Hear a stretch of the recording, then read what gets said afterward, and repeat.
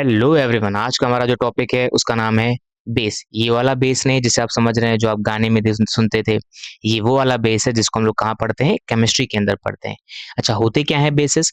Basis उन्हें कहा जाता है जो वाटर के अंदर डिसॉल्व करने पर कौन सा आयन रिलीज करें, O H minus ion release करते हैं। उन्हें हम लोग क्या बोलते हैं, बेसिस कहते हैं। एग्जाम्पल के लिए सोडियम हाइड्रोक्साइड, एग्जाम्पल के लिए कैल्शियम हाइड्रोक्साइड। वैसे तो ये दोनों एग्जाम्पल मैंने रख रखे हैं स्ट्रॉन्ग बेस के, क्योंकि बेसिस के अंदर भी दो कैटेगरी होती है। कौन सी कैटेगरी? एक होते हैं हमारे पास स्ट्रॉन्ग बेस और दूसरे हमारे पास जो होते हैं वो होते हैं वीक बेस। जैसे हम लोग ने प्रीवियस लेक्चर के अंदर देखा था कि स्ट्रॉन्ग एसिड्स होते हैं एंड वीक एसिड्स हो सकते हैं।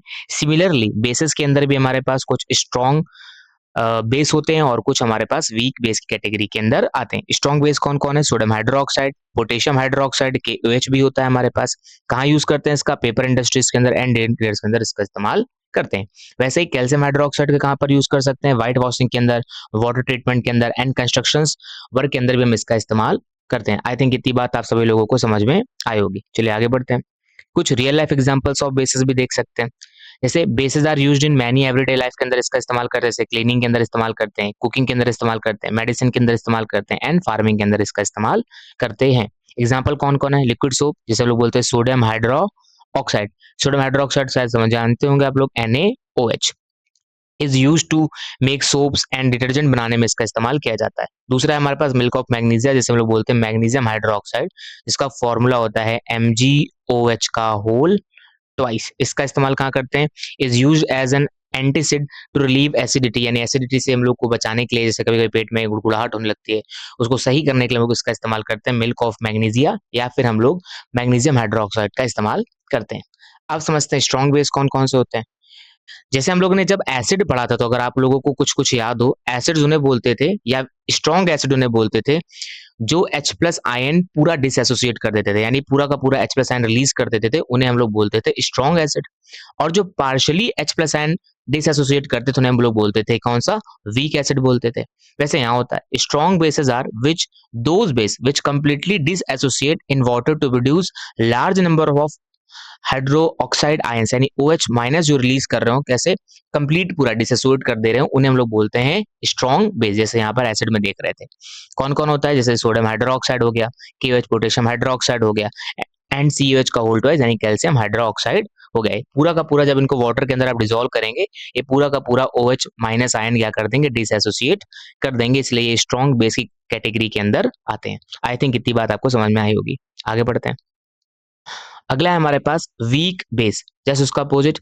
जैसे यहाँ पर क्या होगा, पार्शियली डिसोसिएट करेंगे। किसको पार्शियली डिसोसिएट करेंगे? OH minus ion. जैसे एसिड के अंदर हम लोग H प्लस को पार्शियली डिसोसिएट कर रहे थे, वैसे ही बेसिस के अंदर भी हम लोग जब पार्शियली डिसोसिएट करते हैं OH माइनस को, उसे हम लोग बोलते हैं क्या? वीक बेस की कैटेगरी के अंदर रखते हैं। कौन कौन एग्जाम्पल है?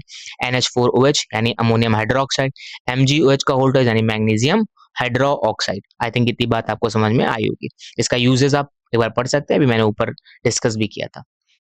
अगला है कुछ प्रॉपर्टीज ऑफ बेसिस, समझ सकते हैं कैसे होते हैं ये। वैसे अगर इसकी बेसिक सी डेफिनेशन समझे तो जो OH माइनस आयन रिलीज करते हैं वाटर में मिक्स करने के बाद, उन्हें हम लोग बोलते हैं बेस। अच्छा, ये क्या होते हैं? टेस्ट में किस तरीके के होते हैं? बिटर होते हैं, यानी कड़वे होते हैं, जैसे बेकिंग सोडा सॉल्यूशन टेस्ट भी असर कर सकता है।